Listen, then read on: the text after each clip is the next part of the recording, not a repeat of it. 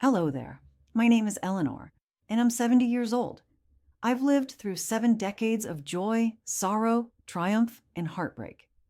Today, I want to share with you a story that's very close to my heart, a story about my dear friend Meredith and how she discovered that love doesn't have an expiration date. This is a tale about finding love after 60, about the courage it takes to open your heart again when you thought that chapter of your life was closed forever. It's about the unique challenges we face as older adults when we dare to dream of romance again. The fear of judgment, the baggage we carry from previous relationships, the physical changes that make us feel less confident, and the well-meaning but sometimes hurtful advice from family and friends who think we should act our age. But it's also about hope, resilience, and the beautiful truth that our capacity for love doesn't diminish with age. It deepens, becomes richer, more meaningful. So settle in, pour yourself a cup of tea, and let me tell you about Meredith's extraordinary journey back to love. Meredith Caldwell stood in her kitchen at 6:30 in the morning, watching the sunrise paint her garden in shades of gold and amber. At 64, she had the kind of quiet beauty that came from a life well lived. Silver hair that caught the light like spun silk, laugh lines that spoke of years of joy, and hands that bore the gentle marks of decades spent nurturing others. She'd been a widow for 3 years now. Harold had been her everything for 38 years of marriage, and when he passed from a sudden heart attack, Meredith felt as though half of her soul had been ripped away. The first year had been unbearable. She'd moved through her days like a ghost, tending to Harold's affairs, accepting casseroles from neighbors, and trying to figure out how to be just Meredith instead of Harold and Meredith. The second year had been about survival. She joined a grief support group, started volunteering at the local animal shelter, and slowly, painfully, began to rebuild some semblance of a life. The third year, this year, had brought something unexpected. A strange, restless feeling she couldn't quite name. It wasn't sadness anymore, not exactly. It was more like emptiness, a yearning for something she couldn't identify. "Mom, you're up early again," came a voice from behind her. Meredith turned to see her daughter Bethany, 40 years old and perpetually worried about her mother, standing in the doorway in her bathrobe. "I like watching the sunrise," Meredith replied, turning back to the window. "It reminds me that each day is a new beginning." Bethany joined her at the window, wrapping an arm around her mother's shoulders. "You know, Dr. Patterson mentioned there's a new senior center activity program starting next week. They have book clubs, art classes, even dancing." "Dancing?" Meredith raised an eyebrow. "Sweetheart, I haven't danced since your father's funeral reception. And even then, it was just that one slow dance with Uncle Robert." "That's exactly why you should try it," Bethany said gently. "Dad wouldn't want you to stop living because he's gone." Meredith sighed. They'd had this conversation countless times. Bethany meant well, but she didn't understand. It wasn't that Meredith was afraid to live. It was that she'd forgotten how to live for herself alone. 2 days later, Meredith found herself standing outside the Sunrise Senior Center, clutching the registration forms Bethany had printed for her. She'd promised her daughter she'd at least look at the programs, though she had no intention of actually signing up for anything. The building was more welcoming than she'd expected, bright, modern, with large windows and the sound of laughter drifting from various rooms. She was studying the bulletin board when someone behind her said, "First time here?" Meredith turned to find herself looking into the kindest brown eyes she'd seen in years. The man was tall, probably in his late 60s, with silver hair and a warm smile that immediately put her at ease. "Is it that obvious?" she asked, surprised by her own willingness to engage in conversation. "Only because I remember my first day," he said, extending his hand. "I'm Thaddeus Morrison, but everyone calls me Thad. I've been coming here for about 6 months now." "Meredith Caldwell," she replied, shaking his hand. His grip was firm but gentle, and she found herself noticing details she hadn't paid attention to in years. The way his eyes crinkled when he smiled, The faint scent of aftershave, the fact that he wasn't wearing a wedding ring. "So, Meredith Caldwell," Thad said, "what brings you to our humble establishment? Looking to learn pottery? Join the chess club? Or perhaps you're interested in our infamous Wednesday night dance lessons?" Something in his tone made her laugh. Actually laugh, for the first time in months. "I'm not much of a dancer," she admitted. "Neither was I," he said conspiratorially. "But Winona Mitchell, that's our dance instructor. She works miracles. Last month, she had me doing a passable waltz. This month, she's convinced she can teach me the tango." "The tango?" Meredith couldn't hide her amusement. "That seems ambitious." "Ambitious is my middle name," Thad grinned. "Well, actually, it's Eugene. But ambitious sounds better. Would you like me to show you around? I give excellent tours, and I promise to only get lost twice." Over the next hour, Thad showed Meredith around the center with the enthusiasm of someone who genuinely loved the place. He introduced her to the librarian, Cordelia, who was organizing a mystery book club.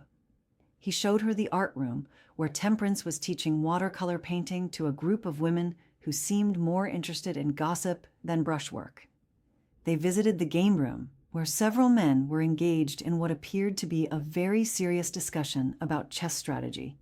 "And this," Thad said, pushing open a door to reveal a large, open room with mirrors along one wall, "is where the magic happens." The dance studio was empty, except for a woman in her 70s arranging chairs along the walls. She had the posture of a former professional dancer and moved with a grace that defied her age. "Winona," Thad called out, "I'd like you to meet Meredith. She's new." Winona looked up and smiled, her face lighting up with genuine warmth. "Welcome, dear. Are you interested in dancing?" "Oh, I don't think so," Meredith began. "She's very interested," Thad interrupted with a wink. "She's just modest." "I am not," Meredith protested, but Winona was already walking over, her eyes sparkling with the fervor of someone who'd found a new student. "Dancing is wonderful exercise," Winona said, "but more than that, it's joy in motion. When did you last experience pure joy, dear?" The question caught Meredith off guard. When had she last felt joy? Not contentment, not peace, but actual bubbling up from inside joy. "I can't remember," she admitted. "Then you definitely need to dance," Winona declared. "We have a beginner's class every Wednesday at 2 p.m. Very informal, very welcoming. What do you say?" Meredith looked at Thad, who was watching her with an encouraging smile. Something about his presence made her feel braver than she had in years. "I suppose I could try one class," she heard herself saying. Wednesday arrived faster than Meredith had expected. She'd spent the morning changing clothes 3 times, finally settling on a simple blue dress and comfortable shoes. She'd even put on lipstick, though she told herself it was just because she looked pale without it.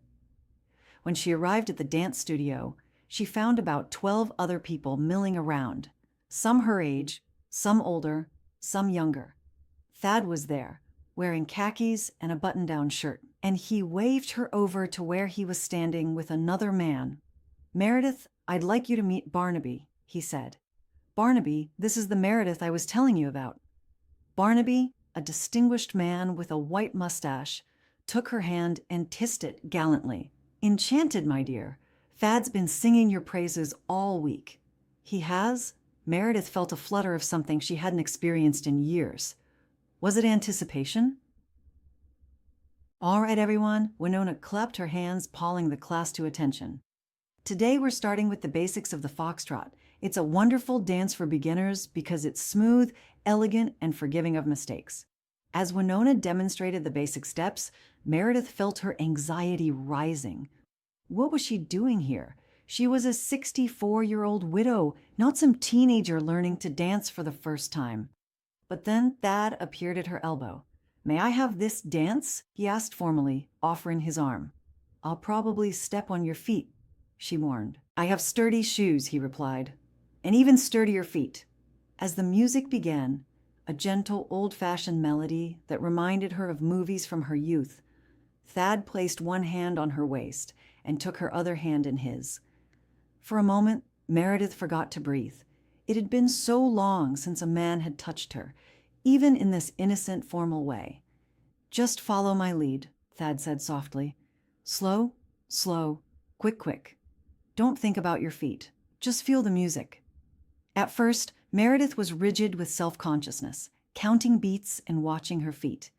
But gradually, as Thad's steady guidance and gentle encouragement helped her relax, she began to actually dance. And for the first time in 3 years, she felt something that might have been joy.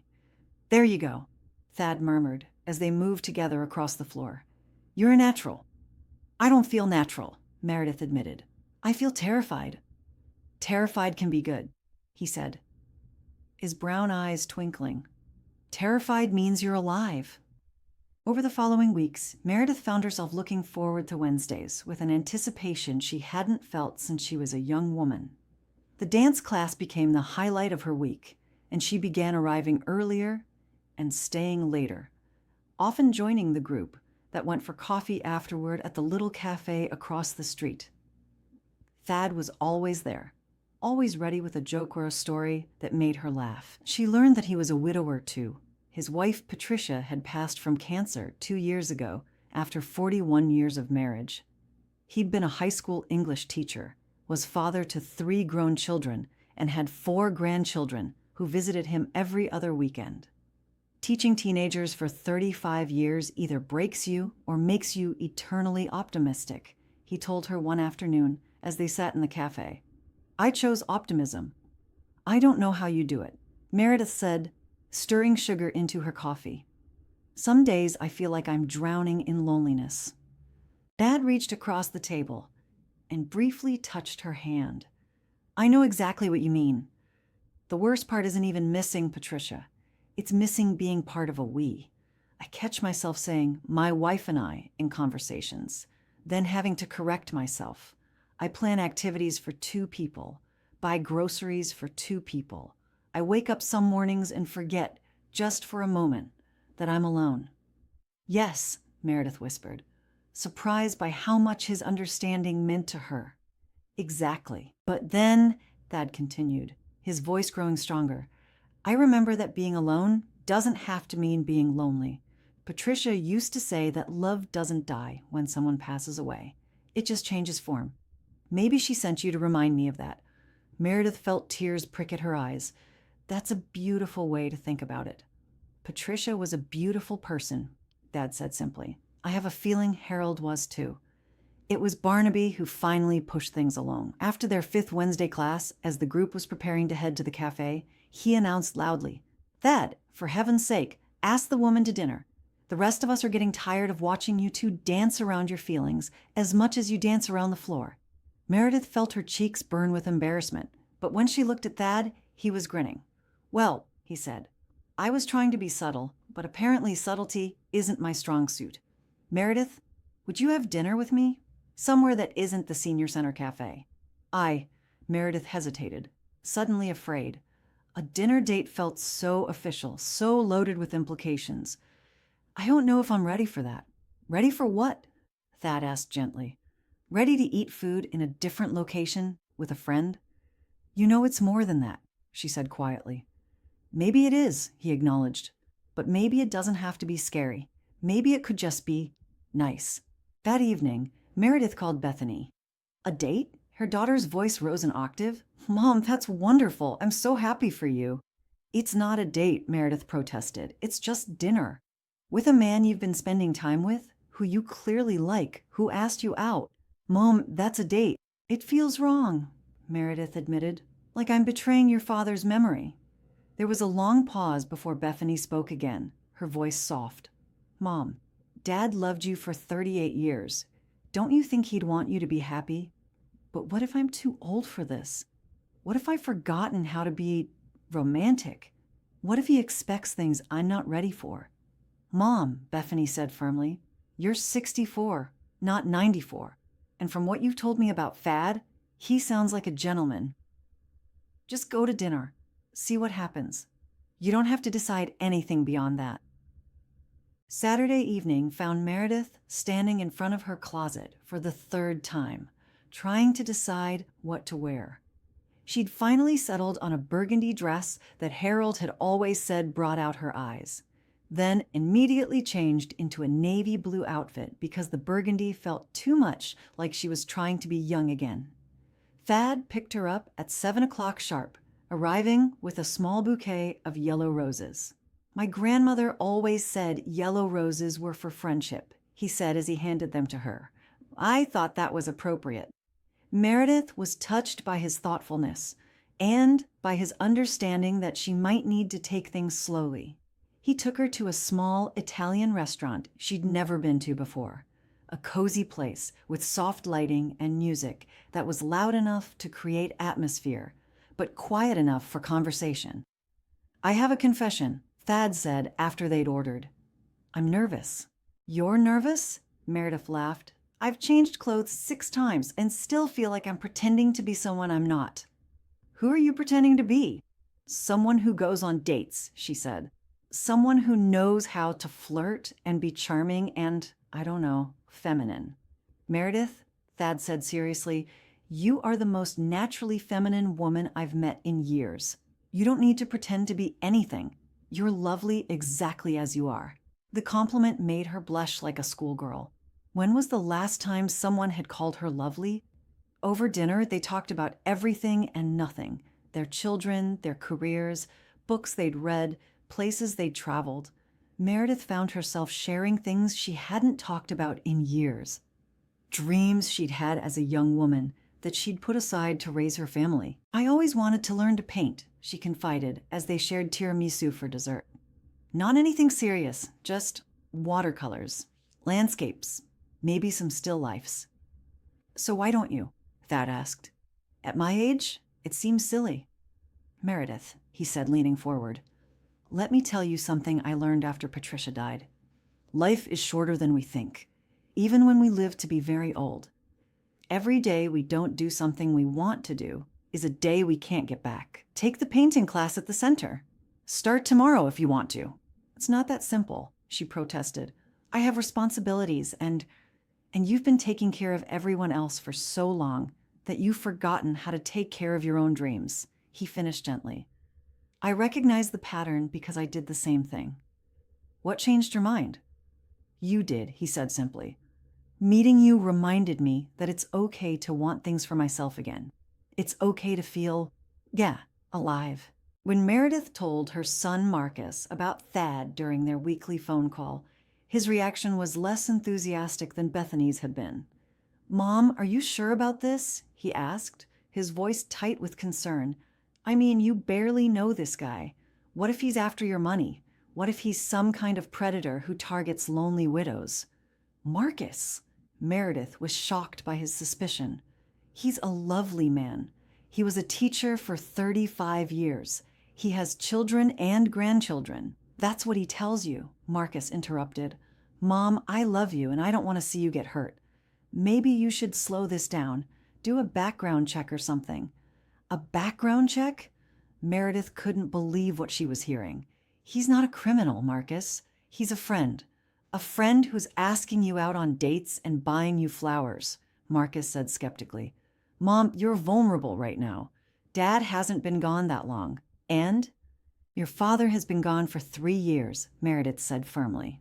"And I'm not vulnerable. I'm lonely. There's a difference." The conversation ended badly, with Marcus asking her to just be careful and Meredith feeling frustrated and defensive.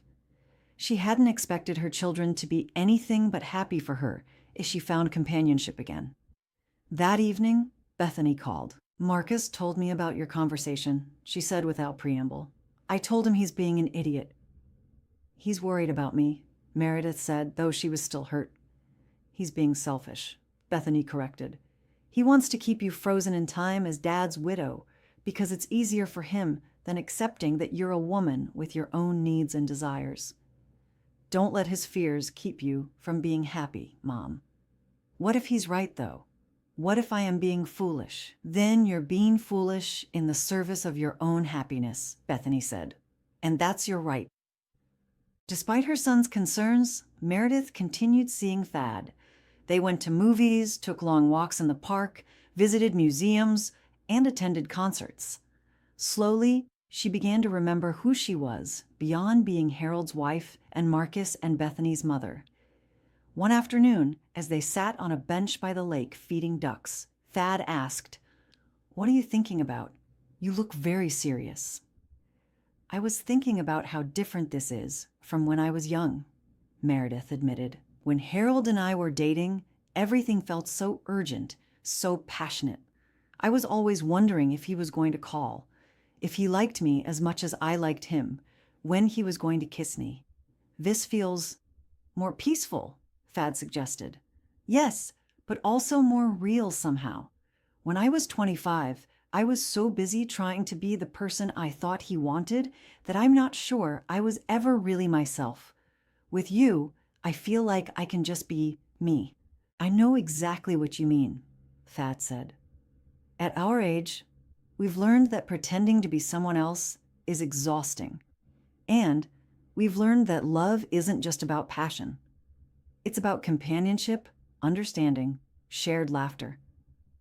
"Are we talking about love?" Meredith asked, surprised by her own directness. Thad was quiet for a long moment. "I don't know," he said finally. "What would you call this feeling when I see your name on my caller ID and my whole day gets brighter?" "What would you call it when I'm watching a beautiful sunset and my first thought is that I wish you were here to see it too?" Meredith felt her heart speed up. "I'd call it terrifying," she said honestly. "Why terrifying?" "Because I thought I was done with all this. I thought Harold was my great love, my once in a lifetime. The idea that I could feel this way again, it changes everything I thought I knew about myself." "Maybe," Thad said gently, "we're allowed to have more than one great love in a lifetime. Maybe love doesn't diminish with age. Maybe it gets deeper, more precious, because we know how rare it is." It happened on a Tuesday evening in October. They'd been to a concert at the community center, a local jazz quartet that Winona had recommended, and Thad was walking Meredith to her door. The air was crisp with the promise of winter, and the porch light cast a golden glow over everything. "I had a wonderful time tonight," Meredith said, fishing in her purse for her keys. "So did I," Thad replied. He seemed nervous, shifting his weight from one foot to the other. "Meredith, Yes? I've been wanting to ask you something for weeks, but I didn't want to pressure you or make you uncomfortable." Meredith's heart began to pound. "What is it?" "May I kiss you?" The question hung in the air between them. Meredith felt 16 and 64 at the same time. It had been over 3 years since anyone had kissed her, and the thought of it was both thrilling and terrifying. "I don't know if I remember how," she whispered. Thad smiled, his eyes tender. "I don't think it's something you forget." Slowly, giving her every opportunity to change her mind, he stepped closer. His hands came up to gently frame her face, and when she didn't pull away, he leaned down and touched his lips to hers. The kiss was soft, sweet, and brief. Nothing like the passionate embraces of her youth, but somehow more meaningful because of its gentleness. When they parted, Meredith felt tears on her cheeks. "I'm sorry," she said, embarrassed. "I don't know why I'm crying." "Because it's been a long time since someone kissed you like you're precious," Thad said, wiping away her tears with his thumbs. "Because you're allowing yourself to feel again, and feeling can be overwhelming." "Is it always going to be this scary?" she asked. "Probably," he admitted, "but maybe scary isn't always bad." A few weeks later, Meredith received an unexpected phone call. It was Harold's sister, Vivian, whom she'd always been close to. "Meredith, dear," Vivian's voice was careful. "I heard through the grapevine that you're seeing someone." Meredith's heart sank. She'd been dreading this conversation. "Yes, I am. His name is Thad, and he's a very nice man." "I'm sure he is, sweetie," Vivian said, but there was something in her tone that made Meredith tense. Well, I hope you're not moving too fast. Harold hasn't been gone very long, and it's been 3 years, Vivian. I know, but still, what would people think? What would Harold think? Harold is gone, Meredith said quietly. I can't live my life based on what he might think. But you loved him so much, Vivian protested. You two are soulmates. Doesn't this new relationship diminish that somehow? The conversation left Meredith shaken. That evening, she called Thad and asked if she could come over. She found him in his kitchen making tea, and one look at her face told him something was wrong. What happened? He asked, immediately pulling out a chair for her. Meredith told him about the conversation with Vivian, about her son's continuing skepticism, about her own fears that she was somehow betraying Harold's memory. Maybe they're right, she finished miserably. Maybe I am moving too fast, or being disloyal, or… Stop, Thad said firmly. He sat down across from her and took her hands. Meredith, let me ask you something. Did you stop loving Harold because you started caring for me?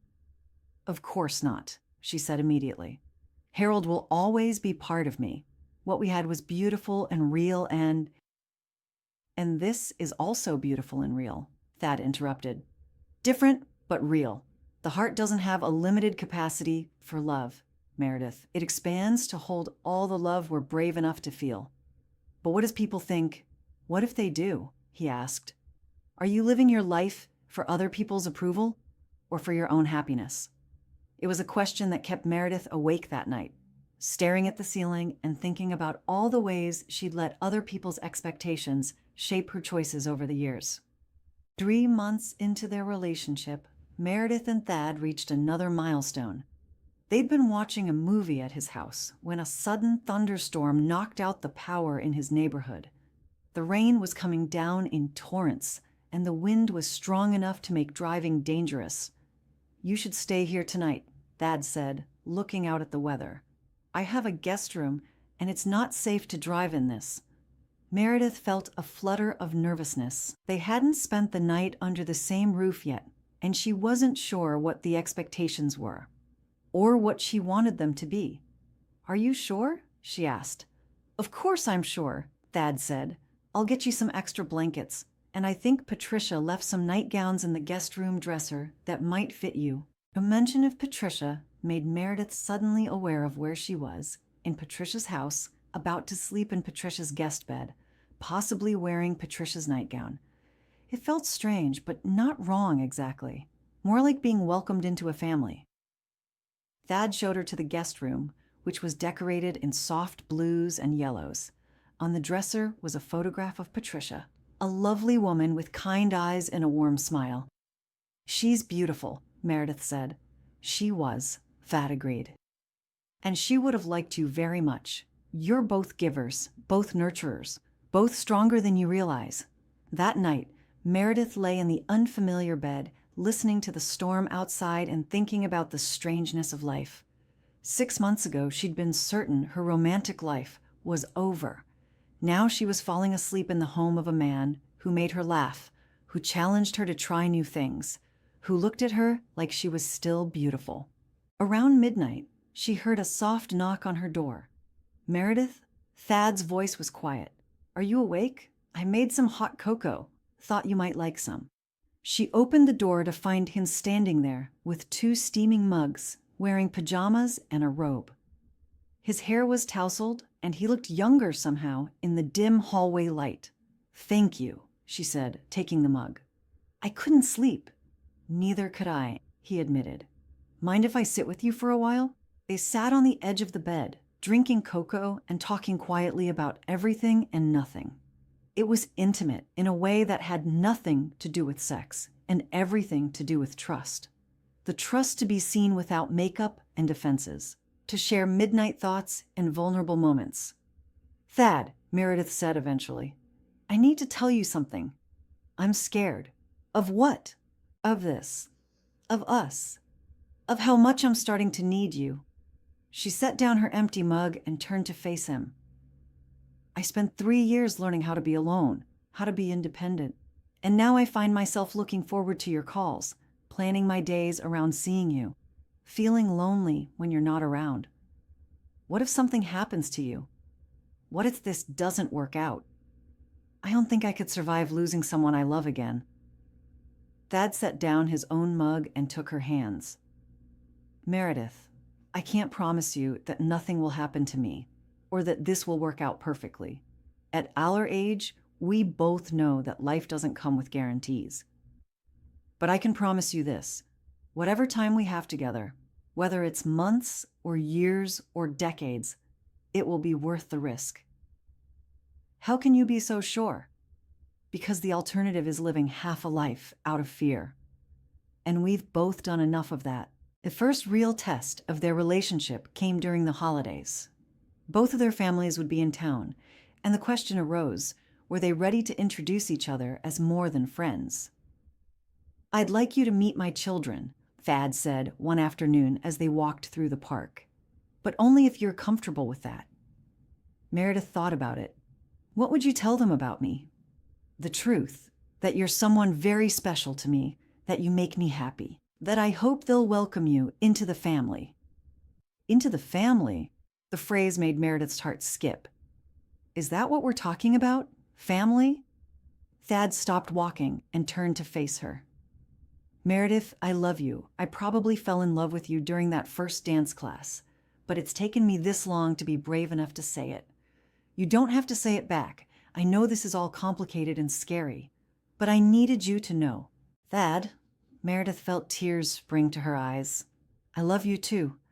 I've been trying not to, because it seemed impossible and frightening and too good to be true. But I do. I love you. They kissed right there in the middle of the park, not caring who might see them. When they broke apart, both of them were crying and laughing at the same time. So, Thad said, ready to meet my kids? Ad's 3 children, Cordelia, 42, Jasper, 39, and Tabitha, 35, came to dinner the following Saturday. Meredith had never been so nervous about meeting anyone in her life.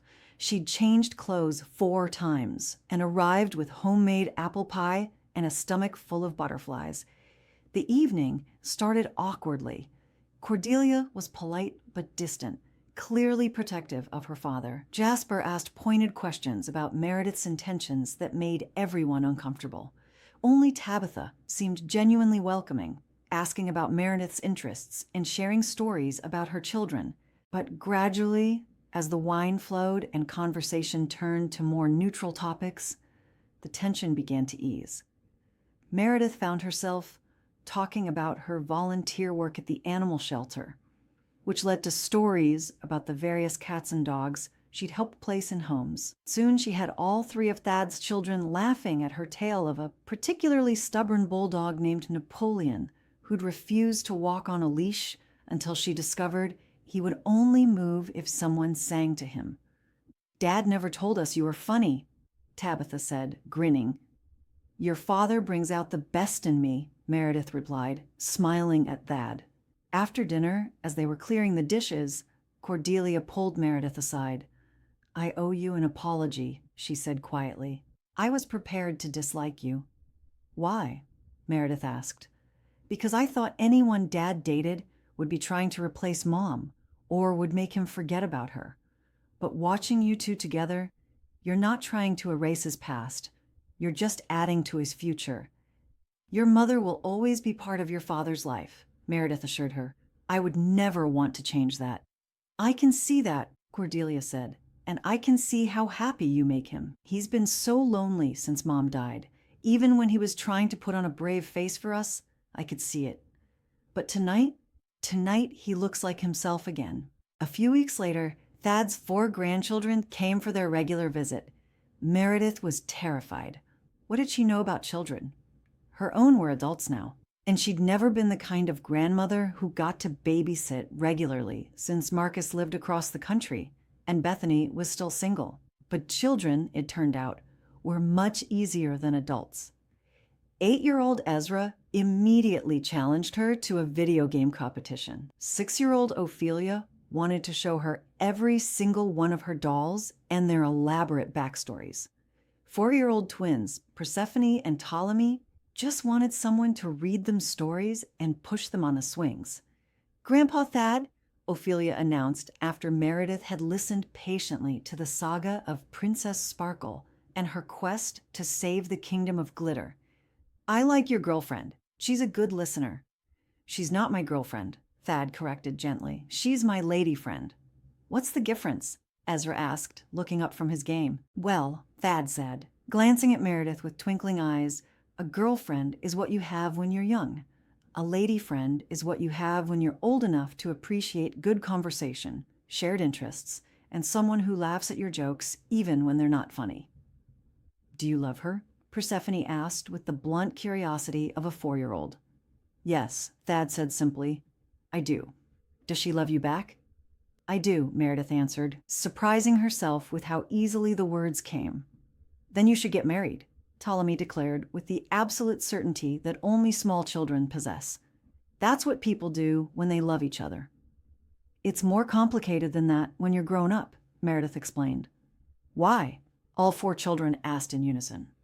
It was a good question, and one that Meredith found herself thinking about long after Thad had driven her home that evening. Spring arrived early that year, and with it came a restlessness in both Meredith and Thad. They'd been together for almost a year now, and the question that the grandchildren had posed hung unspoken between them. Were they building towards something permanent, or were they simply enjoying each other's company for however long it lasted? The answer came on a warm April afternoon, when they were working in Meredith's garden together. She was planting tomatoes while Thad mulched the flower beds, and they were discussing whether to take a trip to New England in the fall to see the leaves.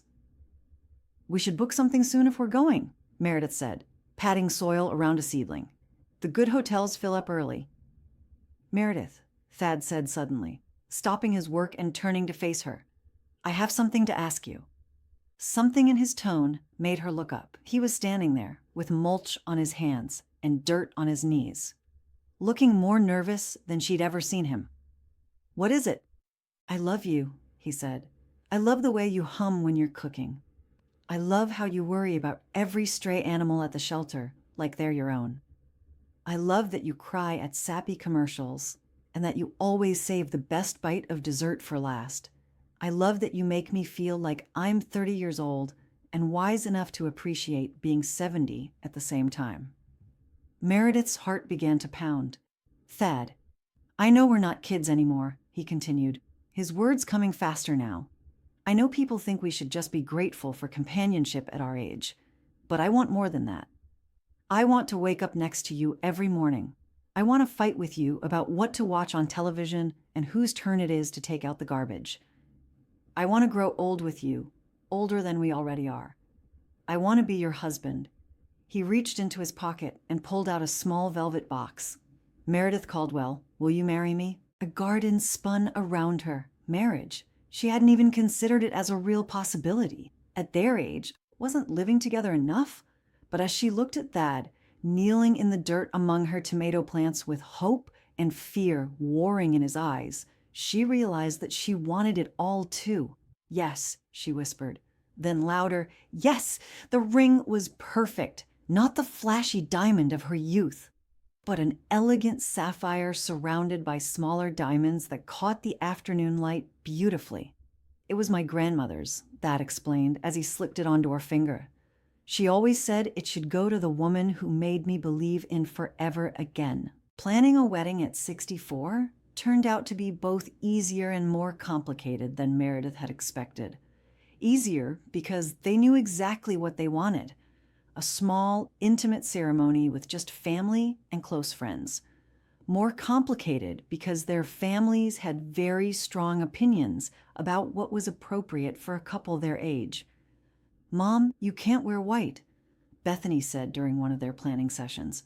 It's just not, at your age. Why not? Meredith asked. I like white. It makes me feel bridal. But you've been married before. White is for first weddings. According to whom? Meredith challenged. Who made up these rules that say I can't wear what makes me happy on my wedding day? Bethany sighed. I just don't want people talking. People are already talking, Meredith pointed out. They're saying I'm too old for romance, too old for marriage, too old to start over. Let them talk. I'm done living my life according to other people's expectations. Marcus's reaction was even more difficult. He flew in from California specifically to try to talk her out of it. "Mom, this is crazy," he said, pacing her living room. "You barely know this guy. What if he dies and leaves you heartbroken again? What if you die and leave him with access to Dad's money? Have you thought about the legal implications? The financial complications?" "I've thought about everything," Meredith said calmly. "We're both seeing lawyers to update our wills and discuss prenups. We've talked about finances, about what happens if one of us gets sick, about end-of-life decisions. Marcus, we're not impulsive teenagers. We're adults who've lived through enough to know what's important." "What's important is protecting yourself," Marcus insisted. "What's important," Meredith said firmly, "is living fully for whatever time I have left. Your father would want me to be happy. Why can't you?" The conversation ended badly, with Marcus storming out and not speaking to her for 2 weeks. It broke Meredith's heart, but she refused to let her son's fears dictate her choices. Thad's family was more supportive, but even they had their concerns. Cordelia worried about the logistics of combining 2 households. Jasper questioned whether they were rushing into things. Tabitha was the only one who seemed genuinely thrilled. Immediately volunteering to help with wedding planning and insisting that her children be included in the ceremony. They chose to get married on a Saturday in June, in the garden behind Bad's house. Patricia had planted it years ago, and it was in full bloom, roses and peonies and lavender creating a natural backdrop more beautiful than any church.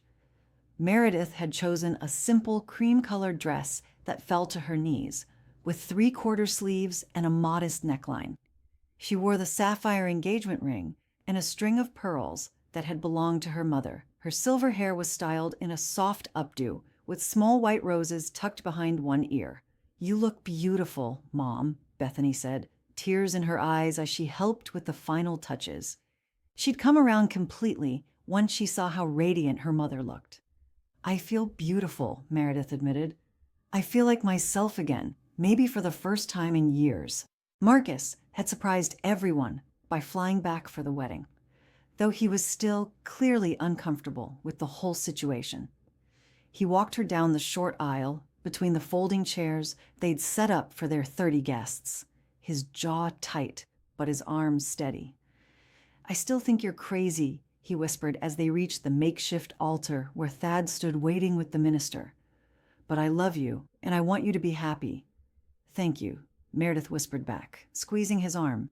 When she saw Thad waiting for her, dressed in a navy suit with a white rose boutonniere, her breath caught. He looked distinguished and handsome, but more than that, he looked like home. The ceremony was simple and heartfelt. They'd written their own vows, and when it was Thad's turn to speak, his voice was steady and sure. "Meredith," he said, taking her hands, "you taught me that it's never too late for a new beginning. You showed me that love doesn't diminish with age. It deepens, becomes more precious because we understand its rarity. I promise to cherish every day we have together, to support your dreams, to laugh with you and cry with you, and to love you with all the wisdom and passion that 69 years of living has given me." Meredith's vows were equally moving. "Thad, you helped me remember that I am more than my grief, more than my fears, more than the expectations others have for me. You reminded me that I am a woman worthy of love and adventure, even at 64. I promise to grow old with you, older than we already are, and to fill our remaining years with joy, laughter, and the kind of deep companionship that can only come from choosing each other every single day." When the minister pronounced them husband and wife, the kiss they shared was tender but not tentative. It was the kiss of 2 people who had found each other again after thinking that chapter of their lives was closed forever. The first year of marriage brought adjustments neither of them had anticipated. Moving in together at their age meant combining not just belongings, but decades of established routines and preferences. "Did you know you hum the same 3 bars of Blue Moon every morning while you make coffee?" Meredith asked one morning, not unkindly, but with some amusement. Did you know you rearrange all the sofa cushions every single time you sit down? Thad countered with a grin. I don't rearrange them. I fluff them properly, she protested. For 20 minutes, they had to negotiate everything.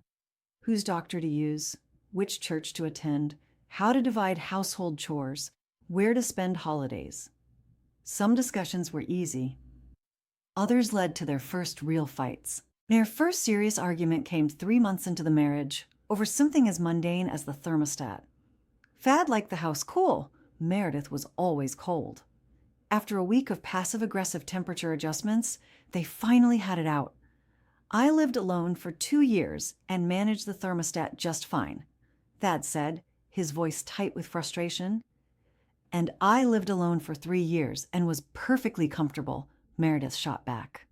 Maybe this whole thing was a mistake. Maybe we're too set in our ways to make a marriage work. They stood there glaring at each other across the living room, both of them remembering their children's warnings, both wondering if they'd been foolish to think they could start over at their age. Then Thad started laughing. What's so funny? Meredith demanded. We're fighting about the thermostat, he said, still chuckling. Our first real fight as a married couple, and it's about air conditioning. Patricia and I used to fight about the same thing. Despite herself, Meredith smiled. Harold always said I had ice water in my veins because I was cold all the time. So what do? Thad asked. We compromise, Meredith said, and we buy me some warmer pajamas. Their second year together brought the first real test of their marriage vows. Thad had been experiencing some chest pains, which his doctor initially dismissed as indigestion. But when the pain persisted, further tests revealed a significant blockage in one of his arteries. It's not immediately life-threatening, Dr. Hensley explained to both of them in his office, but we need to do an angioplasty to open the artery. It's a routine procedure, but at Thad's age, there are always risks. Meredith felt the familiar cold grip of terror. Not again. She couldn't lose another husband to heart problems. The night before Thad's procedure, they lay in bed, talking quietly. I'm scared, Meredith admitted. So am I, Thad said, pulling her closer. Not of dying exactly, but of leaving you alone again. Don't talk like that, she whispered fiercely. You're going to be fine. This is routine, remember? Meredith, if something happens, nothing's going to happen. But if it does, he continued gently, I need you to know that these 2 years with you have been the happiest of my life. You saved me from a very lonely old age. You saved me too, she whispered against his chest. The procedure went smoothly, but the recovery was harder than expected. For several weeks, Thad was weak and tired, needing help with things he'd always done independently. Meredith found herself in the familiar role of caregiver, bringing him meals in bed, helping him shower, driving him to appointments. I hate this, he said one afternoon, frustrated by his own limitations. I feel like an invalid. You're recovering, Meredith corrected. There's a difference. You didn't sign up to be a nurse, he said quietly. I signed up for better or worse, in sickness and in health, she reminded him. This is just the worse and sickness part. It doesn't last forever. Her patience and devotion during his recovery deepened their bond in ways that surprised them both. By the time he was back to full strength, they developed new rhythms of care and intimacy that made their marriage stronger. As they settled into their third year of marriage, both Meredith and Thad found themselves looking for new ways to find meaning and purpose. They'd both been thinking about legacy, not just what they'd leave their children, but what kind of impact they could still make in the world. I've been thinking about something, Meredith said, one evening as they sat on their back porch, watching the sunset. What if we started a support group at the senior center? For people who are dealing with dating and relationships later in life? That's a wonderful idea, Thad said. I remember how alone I felt when I first started thinking about dating again. It would have helped to talk to other people going through the same thing.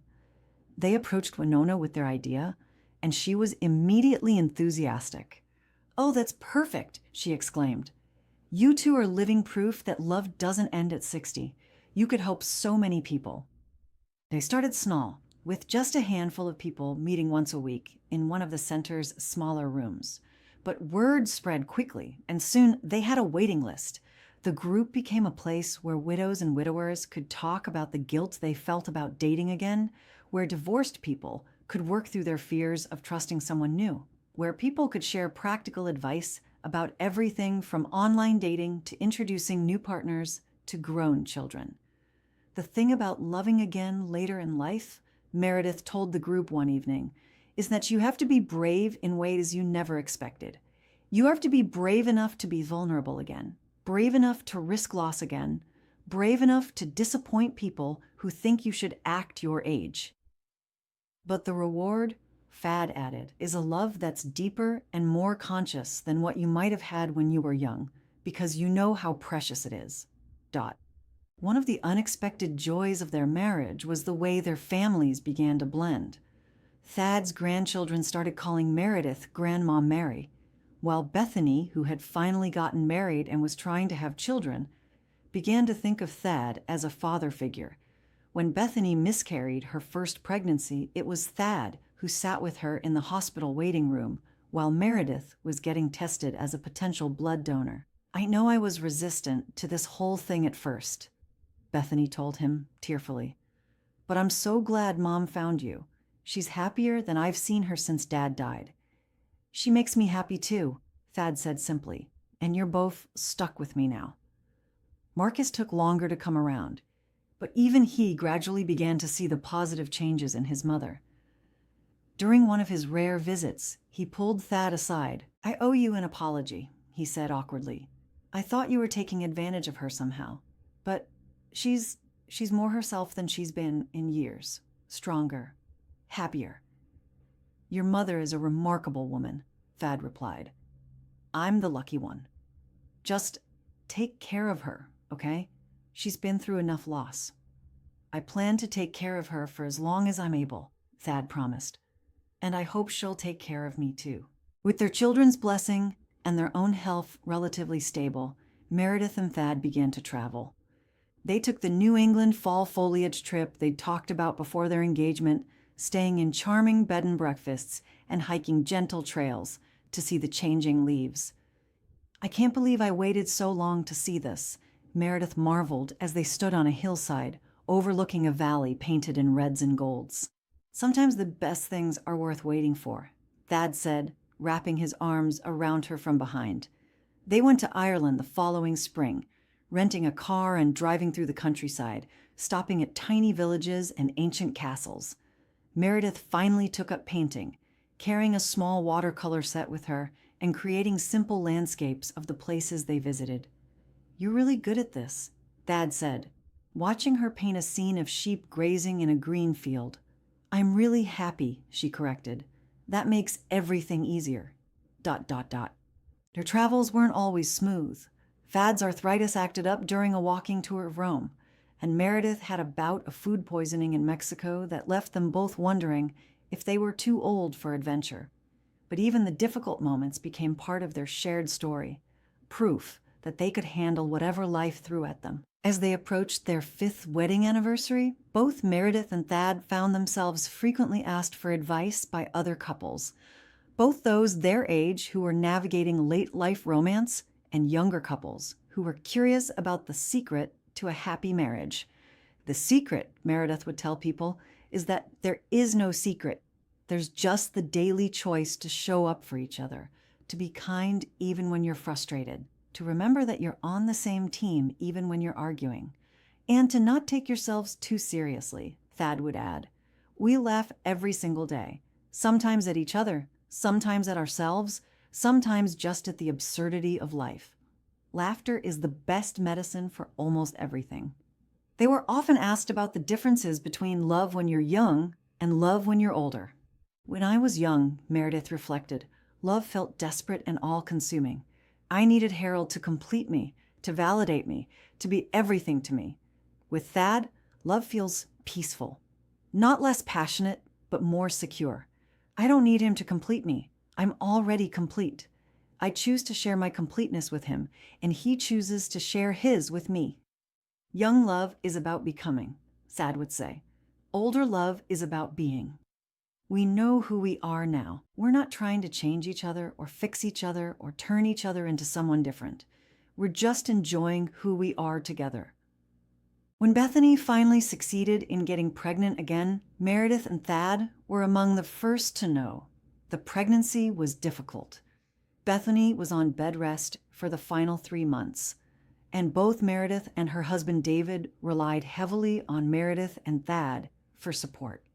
"I don't know what we would have done without you two," David said one evening as they all sat in Bethany's hospital room. "Having extra grandparents has been a blessing. When little Eleanor, named after me, of course, finally arrived healthy and strong, Meredith felt a joy she hadn't experienced since her own children were born. But she also felt something else, a deep gratitude for the life she'd built with Thad, for the way their love had created space for more love, more family, more joy. "She's perfect," Thad whispered, holding the baby with the confidence of someone who'd done this before with his own grandchildren. "She is," Meredith agreed, watching her husband cradle her granddaughter. "We're perfect, all of us." As I finish telling you Meredith's story, I want you to know that it's not over. She and Thad are still together, still learning about each other, still facing the challenges that come with aging, but facing them together. They're 70 and 75 now, and their love has only deepened with time. Just last week, I watched them at the Senior Center's annual spring dance. Meredith was wearing a blue dress that brought out her eyes, and Thad was leading her through a slow waltz with the same gentle confidence he'd shown on their first day of dance class.